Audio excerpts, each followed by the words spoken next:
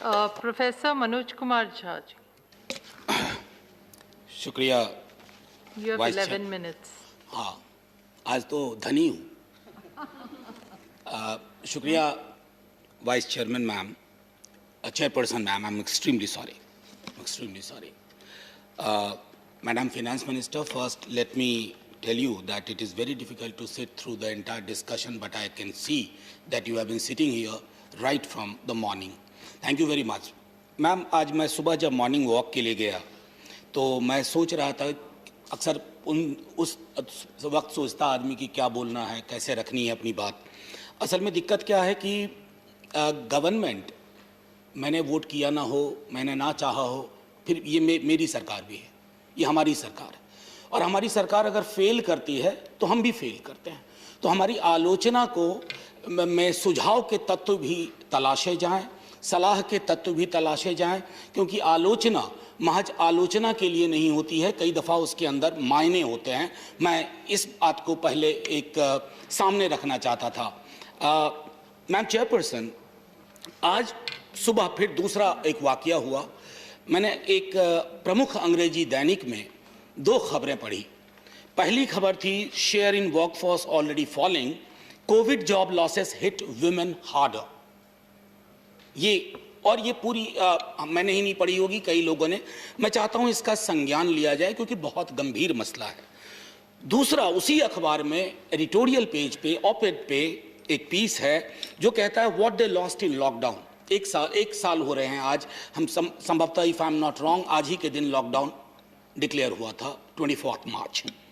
It says a year since migrant exodus, social nets for poor have weakened further. So ma'am, असल में ये finance bill है, और finance bill के बारे में जब मैं देखता हूं कि section 72A of the bill provides for measures to facilitate disinvestment of public sector, need to raise the revenue is understandable. समझ में आता है कि रेवेन्यू चाहिए, खर्चे कैसे चलेंगे, प्राथमिकताएं कैसे तय होंगी, लेकिन is it necessary? I am putting forth an argument, is it necessary to do it by entering into brazen sale of public assets? मुझे अक्सर लगता है कि हम बड़ी आसानी से कह देते हैं कि ये इसमें डिसइन्वेस्टमेंट होने जा रहा है। हम ये बात भूल जाते हैं क्योंकि आजकल 70 साल वाला बहुत गंभीर एक आरोप चलता है, 70 साल में कुछ नहीं हुआ। मेरे सामने जो माइक है वो 70 साल की ही संभवतः देन होगी जिससे मैं बोल रहा हूं ये बात, जिससे वो ये बात कहते हैं। मैं ये इसलिए कह रहा हूं कि मेरे विजय साई रेड्डी जी ने जिक्र किया, वो तो उस राज्य से आते हैं। मैंने पहले भी सदन में कहा कि हर तीसरे दिन मुझे रिप्रेजेंटेशन आता है वाइजैग स्टील प्लांट का, बैंक एम्प्लॉयज रिप्रेजेंटेशन देते हैं। हम उनकी आवाज यहां बनने की कोशिश करते हैं सिर्फ इसलिए कि जब कभी आप इस प्रकार का कोई निर्णय लें तो वो स्वामित्व में बदलाव का निर्णय नहीं होता है, वो उस ऑर्गेनाइजेशन में काम करने वाले लोगों के रिश्ते, उनकी पहचान, उस पर भी असर करता है। तो उनसे क्यों संवाद नहीं होता है? ये मेरा आग्रह होगा। अगर डिसइन्वेस्टमेंट आपने सोच ही लिया है और जब आप कुछ सोच बैठते हैं तो आप पीछे नहीं हटना चाहते हैं, भले लोग दिल्ली के बॉर्डर्स पर बैठ करके कराते रहें। दूसरी चीज, मेरा एक डर भी है कि सच privatisation, probably I would want my honorable finance minister to clarify, it might lead to the kind of crisis which US faced in 2008. I'm just worried. I hope my worry is wrong. अब आप आज विदेशों में दवाइयां भेज रहे हैं और अच्छे से भेज रहे हैं, गुडविल कमा रहे हैं। आपने वैक्सीन मैत्री का नाम दिया, और भी कई नाम हैं, लेकिन आप ये भूल जाते हैं कि 70 साल में पब्लिक सेक्टर की फार्मा कंपनियों ने आपको इस मुकाम तक पहुंचाया है। ये आप अगर इस बात को भूल करके सीधे तय कर रहे हैं कि सब कुछ निजी हाथों में दे देना है, तो मैं तो सिर्फ ये कह सकता हूं, I wish you good luck.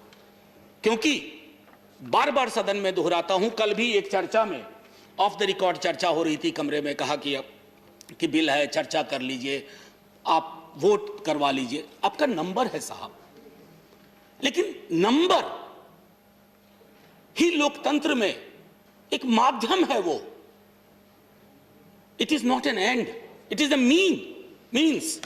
आप मीन्स और एंड का जो फर्क है उसको खत्म कर रहे हैं। इसलिए अब तो 52 में तो विपक्ष था ही नहीं, 52 में। लेकिन जब मैं पढ़ता हूं 52 में विपक्ष को कितना वक्त मिलता था, विपक्ष की कितनी सुनी जाती थी, और सरकार के अंदर ही विपक्ष था। कांग्रेस के बाहर के लोग बहुत कम थे, कांग्रेस के अंदर विपक्ष था। वो विपक्ष आपके यहां नहीं हो भी नहीं सकता, हो ही नहीं सकता। लेकिन वो विपक्ष चाहिए। अगर हमारी संख्या कम है और आपके दिल में यह बात छूती है तो आपको भी बोलना चाहिए, इस पर आपको कहना चाहिए। क्योंकि मैं तो ये पहले भी मानता हूं कि कोई भी दल, कोई भी विचारधारा अमृत पी के नहीं आए, आप हमेशा रहेंगे। ने कहा ना, वो एक विज्ञापन है, डायमंड्स आर फॉर एवर, हीरा सदा के लिए। हीरा सदा के लिए हो सकता है, व्यक्ति सदा के लिए नहीं होता, दल सदा के लिए नहीं होता, और विचारधारा सदा के लिए नहीं होती। हमने विचारधाराओं का खात्मा देखा, पार्टियों का खात्मा देखा है। 101 और 102 फिनेंस बिल का कहता है, proposes changes to audit regime for GST to apparently ease the burden on business. मुझे बहुत अच्छा लगता है, मैं कतई नहीं मानता। ईज ऑफ डूइंग बिजनेस, मैंने आज तक नहीं सुना ईज ऑफ वर्किंग कंडीशन। मैं बिजनेस विरोधी नहीं हूं, हो भी नहीं सकता, मुल्क नहीं चल पाएगा, देश नहीं चल पाएगा, लेकिन एक सेफ्टी नेट होना चाहिए। वो सेफ्टी नेट खत्म होता जा रहा है मैम चेयरपर्सन, और ये खात्मा दुखद है। मैं समझता हूं कि इसको थोड़ा हमारे विपक्ष के लोग, ट्रेजरी बेंच के लोग इसको ध्यान में रखेंगे। मैं बिहार से आता हूं और बिहार के बारे में बीते दिनों में कई दफा एक बात कही है। मैम, बिहार सामूहिक चिंता का विषय हो चला है। मैं सिर्फ सदन में कल क्या हुआ उसमें नहीं जाना चाहता। बिहार में रोजगार की स्थिति, जब मैं गांव जाता हूं, अपने शहर जाता हूं, नजर छुपानी पड़ती है। मैडम, कोई लोग कहते हैं नौकरी दिलवा दो, कहीं नौकरी दिलवा दो, नौकरी दिलवा दो, कुछ अवसर ही नहीं है। बाल्यावस्था से युवावस्था में आने के बाद वहां बच्चे वृद्धावस्था में सीधे जा रहे हैं। एजिंग फास्ट हो रही है। कारण क्या है? कुछ है नहीं, धूल, धूप, वर्षा, और वो भी कहर लेके आती है। मैं माननीय वित्त मंत्री साहिबा से आग्रह करूंगा हाथ जोड़ के, आप स्पेशली बिहार को फोकस करिए।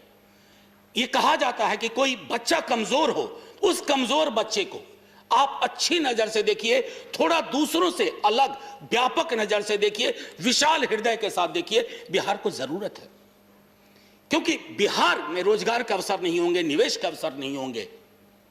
बिहार में अगर बहार नहीं होगी ना, तो देश में कभी बहार नहीं आएगी। अगर आप चाहते हैं बिहार का देश का सर्वांगीण विकास हो, तो बिहार पर आप एक्स्ट्रा फोकस कीजिए, चाहे एक्स्ट्रा पैकेज या go back to your commitment of special state. और ये मैं बार बार कह रहा हूं, खैरात नहीं है, लेकिन आज मैं याचक की तरह आपसे मांग रहा हूं कि बिहार को अलग नजरिए से देखिए, थोड़ा ज्यादा देखिए, क्योंकि बिहार बहुत पीछे छूट गया है। कल ही मैंने सदन में कहा था कि बिहार इस देश का, जो एक होता है ना इकोनॉमिक थियरी में अंडर डेवलपमेंट की, मेट्रोपोलिस एंड सैटेलाइट, बिहार उसमें आपका सैटेलाइट बन गया है, थर्ड वर्ल्ड है। उस थर्ड वर्ल्ड के नजरिए से उसको निकालिए। मैं कुछ छोटी छोटी चीजों पर मैम थोड़ा अलग से कहना चाहता था। जैसे बाकी मेरे बहुत सारे साथी अलग अलग विषयों पर, मैं शिक्षा पे थोड़ा अलग से मैम फिनेंस मिनिस्टर के सामने रखना चाहता हूं। तकरीबन 320 मिलियन बच्चों की शिक्षा कोविड में प्रभावित हुई है। ये कौन बच्चे हैं, इसके लिए हमें रॉकेट साइंस का ज्ञान नहीं चाहिए। ये बच्चे दलित, पिछड़े, गरीब वर्गों से आते हैं। इन बच्चों के लिए, इनमें लड़कियों की संख्या बहुत ज्यादा है, इनके लिए आपके बजटरी एलोकेशन में कुछ ज्यादा व्यवस्थाएं होनी चाहिए थी, जिसका अभाव हमने देखा है।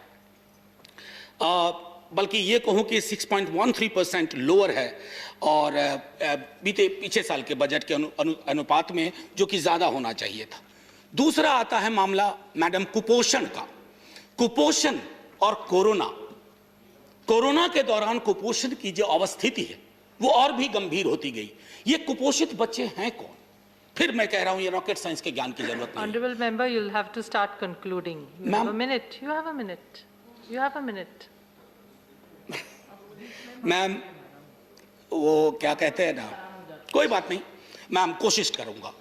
गारंटी नहीं देता हूं। I've just been told that we have to be very strict with time. That's why. Ma'am बस मैं कोशिश कर रहा हूं। please continue. मैंने देखा है कि बाकी लोगों के साथ थोड़ा उदार चरित्र रहा है आज, तो मैं भी। Continue.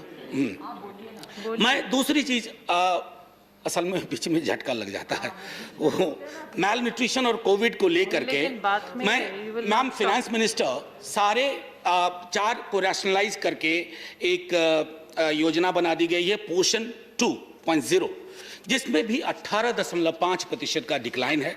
हेल्थ के बारे में मैं पहले कह चुका हूं, उस पर ज्यादा नहीं बोलूंगा। रूरल इकोनॉमी, ये मैं जरूर कहना चाहता हूं। आप बहुत तरह की क्राइसिस फेस कर रहे हैं। मैंने कल ही कहा था, हमारे एमओएस फाइनेंस थे यहां, मैंने कहा कि देश की अर्थव्यवस्था चिंता का विषय है, और चूंकि चिंता का विषय है तो जहां से चिंताएं दूर हो सकती हैं उन विषयों पे हमें करना चाहिए। और सबसे ज्यादा सिल्वर लाइन अगर आपको दिया है, आपके रूरल सेक्टर ने दिया है, अग्रेरियन सेक्टर ने दिया है, जिसने आपको कोविड के दौरान इतना दिया। आप उसके पक्ष में और गंभीरता से खड़े होंगे तो बेहतर होगा। एक चीज जो मैं बीते कई दिनों से सोच रहा था मैम, मेंटल हेल्थ को लेकर के हमारा नजरिया, आप मेंटल हेल्थ के कंपोनेंट में एलोकेशन देखिएगा जब डिवॉल्व करते हैं मैम, बस एक मिनट, जस्ट ए मिनट। मैं समझता हूं कि अगर साइकियाट्रिस्ट और साइकोलॉजिस्ट का रेशियो देखिए, ये खतरनाक है। और बजट एजुकेशन को लेकर फिर ओवरऑल कह रहा हूं, 54,874 करोड़ रुपए दिए गए स्कूल एजुकेशन में, which is compare 5,000 less than 59,845 crore. Thank you. Ma'am just एक मिनट दे दीजिए। I am just begging for a minute. I hope you grant me that. Investment in education क्यों आवश्यक है?